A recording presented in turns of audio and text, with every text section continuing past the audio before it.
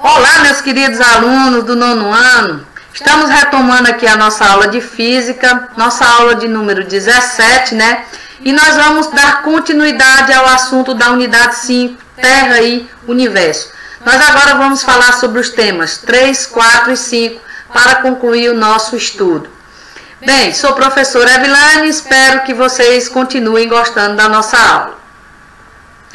Bem, pessoal, nós vamos falar sobre o tema 3, que é o Sistema Solar. Os sistemas planetários são conjuntos de objetos não estelares que orbitam em uma ou mais estrelas, né? Os conjuntos podem incluir planetas, satélites, asteroides, cometas, fragmentos menores e gases, né? O sistema solar é o sistema planetário do Sol.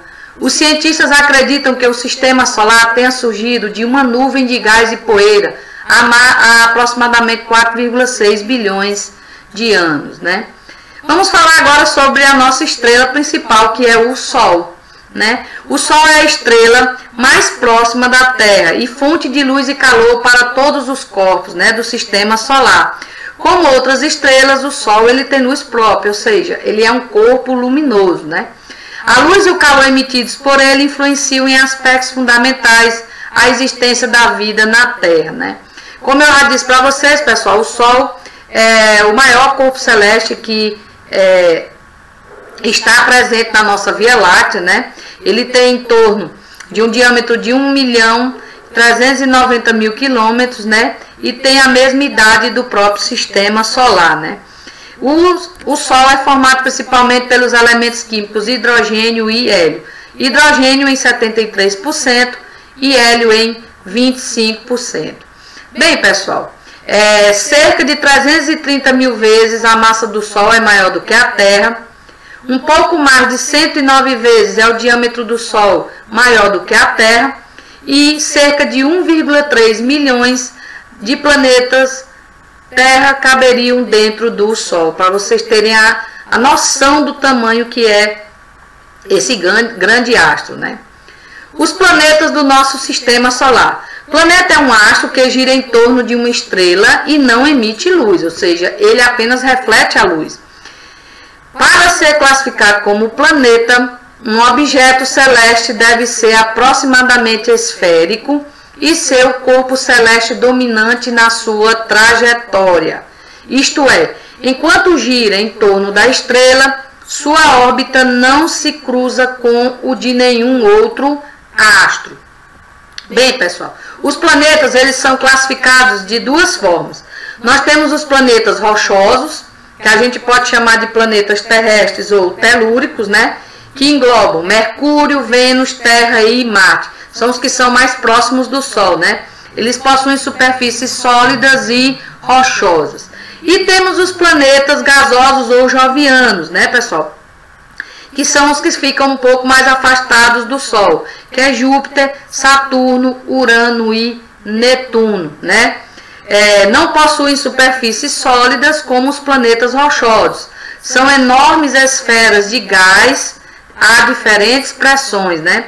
Possuem massas e volumes elevados. Tá? Aqui eu coloquei para vocês a demonstração da sequência dos planetas em relação ao distanciamento com o Sol, né? O que são planetas anões, né, pessoal? Essa definição ela surgiu desde 2006, né? Ela foi criada essa categoria, tanto que Plutão deixou de ser um planeta e passou a ser um planeta anão, né? São corpos celestes que estão em órbita em torno do Sol, aproximadamente esféricos, não têm tamanho muito maior que os outros objetos em sua vizinhança e, ao contrário dos planetas, encontram outros corpos semelhantes em sua trajetória, como vocês vão observar mais na frente. Bem, pessoal, está aqui. Os nossos planetas anões são 5, né? Tem Eris, né? E a sua lua Disnomia, né? Tem Plutão e a sua lua Caronte, né? Tem Make, Haumea e as luas, né? As suas luas, você pode observar que tem as luas ao redor aqui. E Ceres, né? Que também tem as suas luas ao redor. Para vocês verem como os planetas anões, eles têm esses pequenos corpos celestes perto de suas órbitas, né? O que é diferente dos planetas mesmo considerados como tal. Corpos menores do sistema solar. Bem, pessoal, nós temos os cometas, né? São compostos de gelo e poeira. Eles têm órbitas altamente elípticas.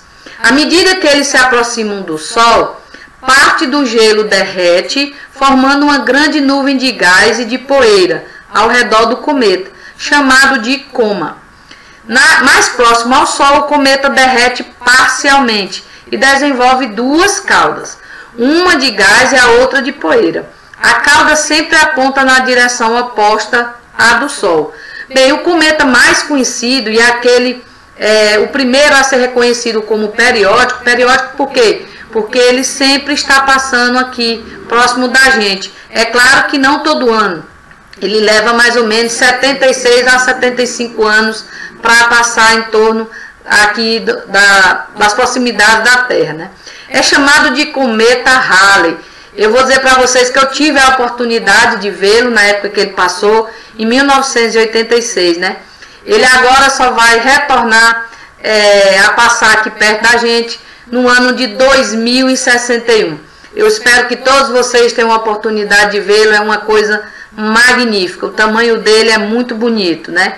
E ele tem aquela cauda azulada, é interessante, certo? Então, trata-se de um dos mais conhecidos e brilhantes cometas que é visível ao olho humano, né? Ele tem periodicidade curta do cinturão de Kuiper, né? Então, 2061, fiquem ligados, lembrem disso, vocês vão poder ver novamente o cometa Halley. Já eu não posso dizer a mesma coisa, né? Não, eu espero a Deus que eu esteja bem até lá. Bem, vamos falar também de outro corpo pequeno, né? Que são os satélites, né, que são corpos celestes sólidos que orbitam os planetas. Nós temos dois tipos de satélite, pessoal. Os naturais, né, que são conhecidos como as luas, né, giram em torno de um astro maior que eles. Por isso que a nossa lua gira em torno do nosso planeta, que é a Terra. E vocês acabaram de ver que nos planetas anões, eles também possuem luas, né? Assim como os planetas, eles apenas refletem a luz. Esses satélites são formados por rocha e gelo. Bem, tá aqui, aí eu dei um exemplo aqui das luas de Júpiter, né, que é Ló, Europa, Ganímedes e Calisto, certo? Júpiter tem essas 4 luas. E temos os satélites artificiais, pessoal, né, que são equipamentos construídos pelo homem, que após serem lançados no espaço, permanecem em órbita ao redor da Terra. Esses equipamentos tornam-se fundamentais para o uso de tecnologias na Terra, comunicação e estudos sobre o planeta. Bem, pessoal, o nosso satélite artificial mais conhecido é o Sputnik, né? Tá aqui ele. Quais são os tipos de satélite, né? Nós temos satélite de comunicação, são aqueles que emitem ondas de rádio e de TV, né? Satélite de televisão, né? Satélites científicos, que é para pesquisas, satélites meteorológicos, né? Satélites de sensoriamento remoto de recursos terrestres, né? Temos satélites de uso militar também. Os asteroides. Bem, pessoal, os asteroides são pequenos corpos menores que a Lua. Seu tamanho pode chegar a alguns quilômetros. A maioria dos asteroides conhecidos localiza-se entre as trajetórias de Marte e de Júpiter, numa região denominada de cinturão de asteroides. Acho que vocês já devem ter ouvido falar dele nos filmes, né, científicos, né, de ficção científica. E depois da trajetória de Netuno, né, na região chamada de cinturão de Kuiper, né? Tá aqui uma demonstração desses cinturões aí, pessoal, de asteroides. E vamos falar sobre os meteoroides, né? Que são fragmentos de materiais que vagueiam pelo espaço e que possuem dimensões significadamente menores que um asteroide e significativamente maiores que um átomo ou molécula, distinguindo-os dos asteroides, que são objetos maiores, e da poeira interestelar, que são objetos menores, inclusive micrométricos, né? Ao entrar em contato com a atmosfera da Terra, pessoal, por exemplo, Um meteoroide, ele dá origem a um meteoro, né, que é popularmente chamado de estrela cadente. E os resíduos de meteoroides que atravessam a atmosfera da Terra, sem serem completamente destruídos, atingindo a superfície terrestre, a gente chama de meteoritos. Isso acontece sempre, pessoal. É claro que a gente pouco observa, né, mas constantemente esses meteoros e meteoritos chegam à nossa camada terrestre. Tá aqui um exemplo de um meteoroide, né? O Sol e outras estrelas. Agora nós vamos falar sobre o tema 4, né? O Sol é a estrela mais próxima da Terra, né? Dista aproximadamente 150 milhões de anos, de quilômetros de nós, e é responsável por manter todo o sistema solar em interação gravitacional. 8 planetas e os demais corpos celestes que o compõem, como planetas, anões, asteroides e cometas. Todas as estrelas observáveis da superfície da Terra, sem a ajuda de instrumentos, pertencem à nossa Via Láctea, pessoal. Há bilhões de estrelas na Via Láctea. Estima-se que existam trilhões de outras galáxias no universo. Está aqui uma foto retirada do Sol, né?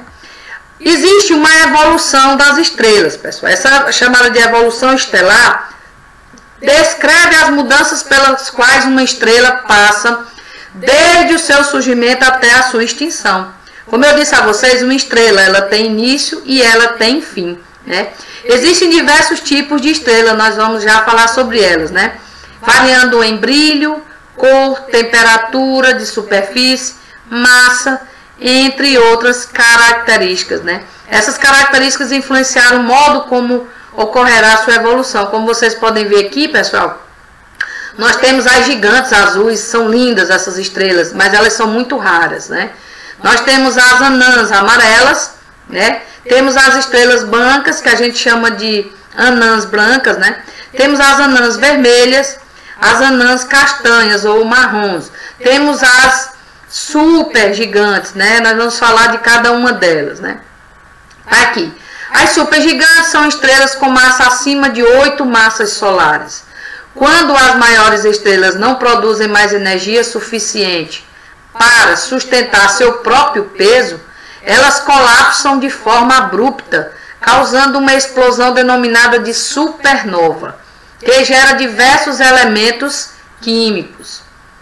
Nós vamos já falar sobre a geração desses elementos e da origem deles, né? Nós temos as gigantes vermelhas, né? Que é uma estrela luminosa de massa pequena ou intermediária, entre 0,5 e 10 massas solares, né? Numa fase avançada da evolução estelar, a atmosfera exterior é inflada e tênue, fazendo com que o raio seja imenso e a temperatura superficial seja baixa, ou seja, abaixo de 5.000 kelvins. Temos as estrelas que são semelhantes ao nosso Sol, né? Que são tem em seus estágios finais a evolução, a formação de uma nebulosa, que nós já vamos falar sobre isso, ou então colapsa e forma uma anã branca. Temos as anãs vermelhas, né, que são estrelas de massa menor que metade da massa solar. Após converter todo o hidrogênio de seu núcleo em hélio, transforma-se em anã branca. Temos as anãs marrons, né, estrelas de massa pequena, menor que 10% da massa do Sol. Elas não atingem temperatura suficiente para realizar as fusões nucleares, né? Apenas resfriam e tornam-se um corpo sólido que não produz energia. A gente consegue chamá-las também de anãs escuras, né? Tem as anãs brancas, que é um dos estágios finais possíveis do ciclo da vida das estrelas, né? As estrelas que iniciaram sua vida com massa entre 0,8 e 10 massas solares se tornam uma anã branca, né? Tem tamanho inversamente proporcional à massa, ou seja, quanto menor, mais maciça ela é. Para você ver como é, né? Bem, agora nós vamos falar sobre o ciclo de vida de uma estrela semelhante ao Sol, né, pessoal? Bem, existe todo um processo para o ciclo de vida de uma estrela. Nós temos a parte inicial, a parte intermediária e a parte final. Na parte inicial, nós temos o berçário de estrelas, né, pessoal? que é aqui, eu demonstrei para vocês. As estrelas nascem em nuvens interestelares, compostas de gases e de poeira. Essas regiões são consideradas berçários de estrelas, né? Aí temos o nascimento propriamente dito de uma estrela, né? Tá aqui, eu demonstrei para vocês nessa figura. Inicia-se quando regiões no interior de uma nuvem interestelar atraem gravitacionalmente a matéria que está em volta. Esses centros aproximam cada vez mais matéria, fazendo com que os átomos contidos nesse meio se agrupem cada vez mais. Isso faz com que a matéria se aqueça, né, pessoal? São temperaturas elevadíssimas, dando origem a uma protoestrela, a primeira fase da vida de uma estrela. Ao redor da protoestrela pode haver um disco de matéria que dará origem a outros corpos celestes, como os planetas, né? Como você pode observar aqui, ela tem um disco, ó, ao redor, certo? Aí temos a terceira fase, que é a sequência principal, né? A fase duradoura ou estável para a maioria das estrelas. O nosso Sol, pessoal, ele está nessa sequência principal. As estrelas geralmente permanecem nessa fase durante cerca de 90% de sua vida. É nesse período que termina a formação dos sistemas planetários, né? Tá aqui, que é a formação dos planetas, né? Que é a sequência principal. Nós temos os estágios finais, né, pessoal? Que são os estágios da evolução estelar. Eles vão depender da quantidade de massa que a estrela tem. Vocês vão já observar aqui numa figura que eu coloquei. Ocorrem mudanças no núcleo das estrelas, alterando principalmente o tamanho e a temperatura superficial, né? No exemplo aqui, o Sol, ele se expandirá e emitirá mais energia, entrando na fase da gigante vermelha. Nós vamos falar sobre isso aí mais na frente. Tá aqui a demonstração dos estágios finais, né?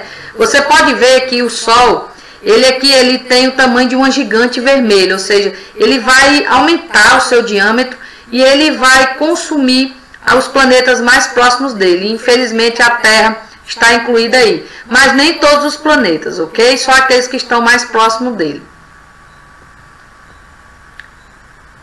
Nebulosa planetária, é a fase 5, né? Após um tempo, a estrela injetará a maior parte de seu material formado, uma nebulosa planetária, e terminará o ciclo de evolução estelar como uma anã branca. Se você observar aqui, pessoal, na figura, ó, você está vendo a nebulosa, né? E bem aqui no meio você tem uma estrela anã branca, né? Com raio aproximadamente de mesmo valor que o raio da Terra. Na fase de anã branca, a estrela continuará brilhando cada vez mais fracamente, à medida que vai esfriando. E por fim, a fase final, o estágio final de uma estrela, né? Supõe-se que um longo período depois, a estrela se tornará em um corpo celeste chamado anã negra, né, pessoal? Vocês podem observar aqui, certo? Que não brilha, não produz energia e é frio, denso e escuro. Então, essas são as fases, desde o início da formação de uma estrela até a sua fase final, que ela se torna uma anã escura, né, negra. Bem, o ciclo de vida do Sol, pessoal, ele basicamente se resume o seguinte, né? O núcleo solar, ele tem hidrogênio, né? E existem altas temperaturas no núcleo do Sol, né? E a gravidade também do Sol é enorme. Isso causa um processo chamado de fusão nuclear. Pessoal, a fusão nuclear é responsável pela formação da bomba do hidrogênio, ok? Então, eu posso dizer que o Sol é uma grande bomba de hidrogênio, né?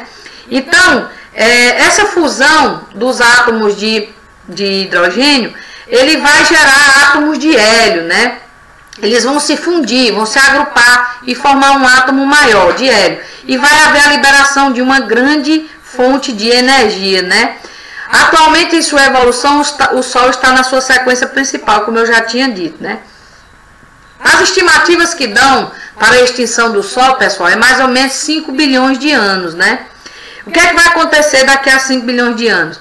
O hidrogênio todinho, né, vai ser queimado, ocasionará a expansão de suas camadas mais externas, ocupando provavelmente um espaço que englobará a Terra. Como eu disse para vocês, a Terra vai estar nesse espaço. Nesse estágio, ele se tornará uma gigante vermelha e começará a queimar o hidrogênio presente nas camadas externas, não mais internas, né? Enquanto o núcleo se contrairá e ficará mais quente e denso.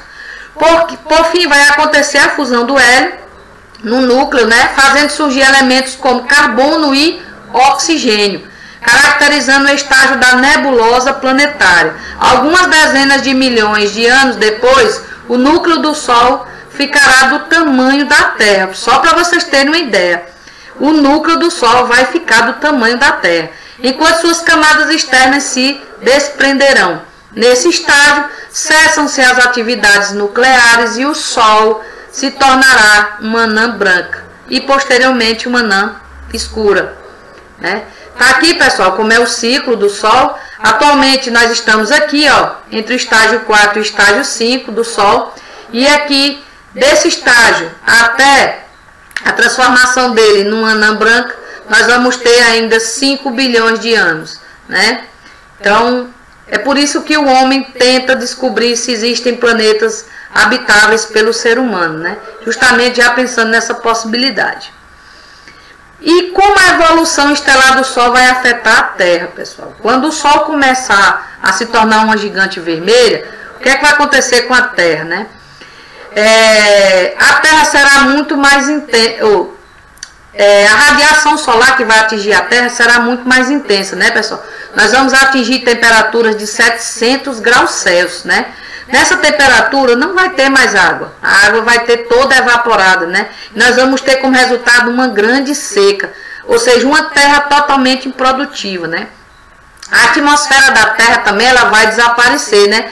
Pois seus componentes terão energia para se desprender da atração gravitacional que os segura a Terra, né? Então a devastação vai ser muito grande.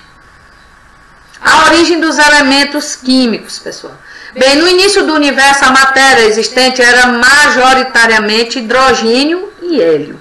Outros elementos químicos foram produzidos por reações nucleares que ocorreram no centro das estrelas.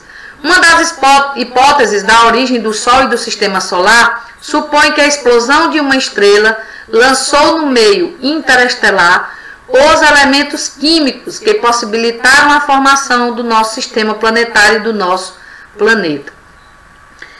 Diferentes ciclos de vida das estrelas, né, pessoal? A evolução estelar ela dependerá da massa de uma estrela ao atingir a sequência principal. As estrelas mais quentes e com mais massa produzem energia a taxas muito mais altas que as outras. Portanto, elas têm um tempo de vida mais curto. É o caso lá das estrelas supergigantes azuis, né, pessoal? Tá aqui, pessoal, o ciclo de vida das estrelas, né? Como vocês podem ver, nós temos as protoestrelas, né? Tá aqui as massas, ó. Nós temos as estrelas semelhantes ao Sol aqui no centro, ó. E aqui para baixo, que tem menor a massa, né? E as outras que tem massa maior, até 8 ou 20 vezes maior. E tá aqui o que é que vai acontecer com elas durante o seu ciclo de vida. Essa figura, pessoal, está presente no livro de vocês. Olhem ela com mais atenção no livro que vocês vão entender melhor. Então nós vamos ter aqui, ó, buracos negros, né? Nós vamos ter as gigantes vermelhas, né? A supernova tipo 2 aqui, tá vendo? E vamos ter a nebulosa planetária, a anã branca, ó, que são essas aqui pequenininhas, né? Aí o sistema binário e a supernova aqui, né? E aí nós temos as gigantes vermelhas aqui e as anãs brancas de hélio, né? Então isso aí são todos os ciclos de vida de cada tipo de protoestrela. Bem, nós vamos falar agora sobre a vida fora do planeta Terra, né? Que é o nosso último tema. Bem, pessoal,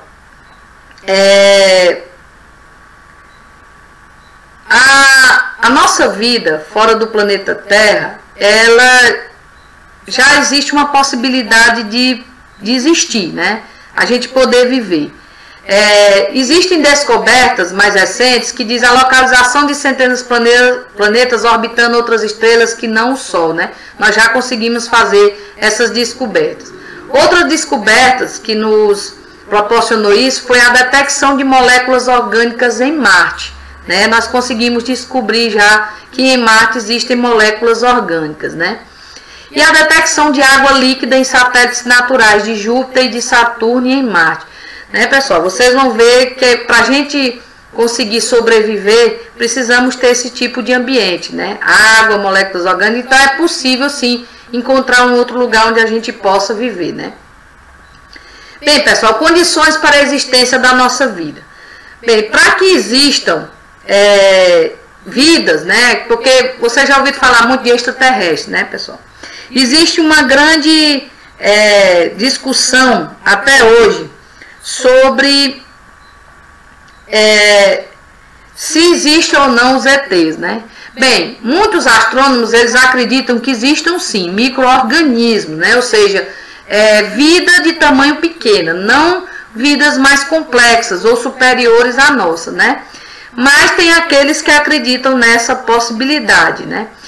Bem, para que exista vida como a nossa, o local ele deve ter temperatura média entre 0 graus Celsius e 100 graus Celsius, né? Que possibilite a existência de água no estado líquido. Vocês sabem que a água é a nossa fonte primordial de vida, né? A água líquida permite a ocorrência de reações químicas e outros processos orgânicos que são essenciais para a vida. Uma outra condição para a existência de vida é ter fontes de energia, né? Luz estelar, calor interno ou energia química, para manter o metabolismo dos seres vivos. E ser estável e ter durabilidade de bilhões de anos, né? De modo que a vida possa se desenvolver. Vocês sabem que a evolução do ser vivo ela não é feita da noite para o dia, né? É um processo evolutivo que dura milhões de anos. Bem, pessoal, um sistema chamado Kepler, né? Que é um sistema solar, ele é constituído de uma estrela de anã vermelha, né? Esse planeta aqui, que orbita ele, existem 5 planetas que orbitam essa estrela vermelha aqui. E o F186 ou 186F do sistema de Kepler, ele é muito parecido com a Terra. Por quê, pessoal? Porque tanto a Terra como o Kepler 186F, eles estão na zona que a gente chama de zona habitável, né? Não podemos ter um planeta nem muito próximo a uma estrela. Por quê? Porque a água vai evaporar, nós não vamos ter a possibilidade de ter água, né? E nem pode ser afastado demais também. Por quê? Porque tudo vai congelar. Então precisa esse planeta para ser habitável pelos seres humanos na zona chamada de zona habitável, né? Pessoal, e falando sobre as viagens interplanetárias e interestelares, né, pessoal? Bem, as distâncias, como vocês sabem, dos objetos celestes é muito grande, né? Vocês viram aí que um ano-luz é 9,46 vezes 10 elevado a 12 quilômetros. Ou seja, não é perto. Nada aqui no nosso universo é perto, né? Então, com a tecnologia que nós temos hoje, pessoal, isso aí é impossível. O homem não tem condições de fazer viagens interplanetárias, né? Vocês sabem que o homem já foi à Lua, né? Mas é porque a Lua ela é bem mais próxima da Terra, né? Mas alguns satélites artificiais, né? Eles já percorrem há muito tempo o espaço, né? Mapeando, né? E nos dando informações sobre como é o nosso universo, né? Então tudo que a gente sabe hoje é justamente por causa dessa tecnologia que nós temos. Mas como tudo é muito distante, né? A gente teria que no mínimo viajar na velocidade da luz, que é mais ou menos 300 mil quilômetros por segundo. E o homem não conseguiu até então atingir essa velocidade. Não se sabe nem se ele vai conseguir, mas a gente sabe que o ser humano ele é imprevisível, né? Eu não estou dizendo que é impossível, pessoal, mas com a tecnologia que nós temos hoje, essa velocidade o homem não vai conseguir atingir, né? Outros fatores, pessoal, que devem ser considerados em relação às viagens interplanetárias é a longevidade do ser humano, pessoal. Vocês sabem que um ser humano vive em torno de, no máximo, 75, 85 anos, né? Então, para fazer uma viagem dessa, a gente teria que ter uma idade bastante avançada para suportar, ficar tanto tempo, né? O deslocamento em 1 ano-luz, o homem não consegue ter essa vivência, né? Então, os recursos também necessários que nós precisaríamos, nós não temos ainda com a nossa tecnologia. Mas dizer se o homem vai conseguir ou não chegar a lugares muito mais distantes, isso eu não posso responder a vocês. Mas eu acredito que o homem vai muito além, né? A gente tem inteligência suficiente para desenvolver recursos para isso, né? E a gente espera que isso aconteça, né? Para que a gente consiga mais e mais descobrir como é o nosso universo e a beleza que ele tem para nos mostrar. Bem, pessoal, eu espero que vocês tenham gostado da nossa aula. Quem quiser se aprofundar mais, façam pesquisas na internet, né? É muito interessante esse assunto. Vocês podem se perguntar por que a gente estuda isso na física, né? Mas é justamente porque vocês precisam ter um pouco de conhecimento sobre o universo em que vocês vivem, né? A geografia também ajuda bastante quanto a isso. Bem, pessoal, grande abraço da Tia Vi e até a próxima aula.